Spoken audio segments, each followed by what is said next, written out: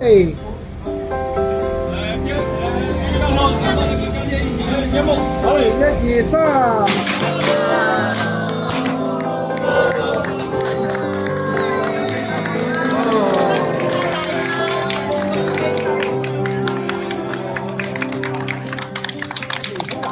我给你们一个。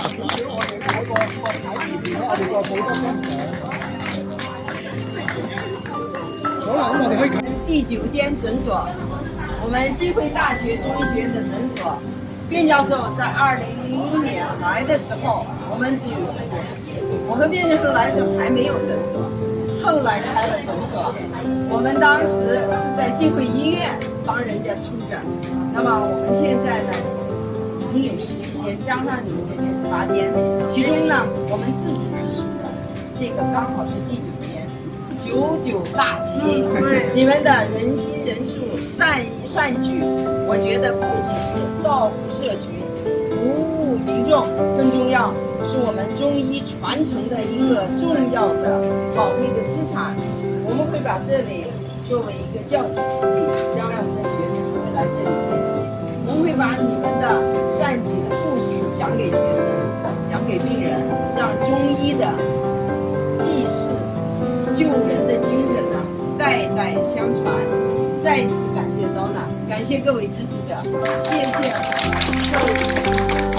好，我哋代表我哋岑家啦，即係我哋喺呢個沙田區長大成長，就咁啱呢個各位，就多謝你哋願意去接受去成全呢間學校，能夠做社區又好，呢個當區嘅市民啊，無論跨區都好，希望咧得到你哋嘅幫助同埋支持咧，就能夠咧就好似咧福澤社群，我哋呢個就係我哋岑家嘅理念。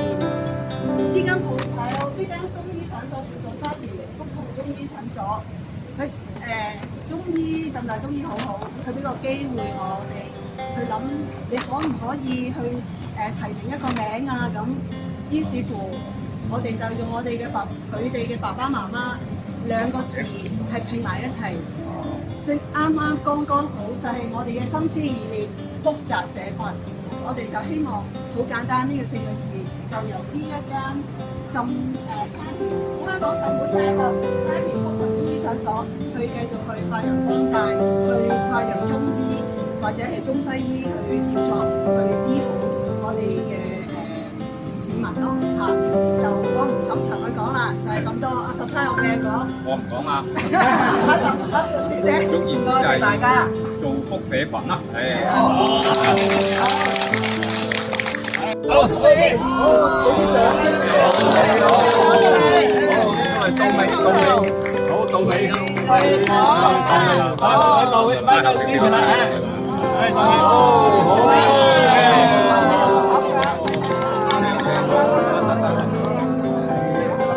給師傅搞啦，好。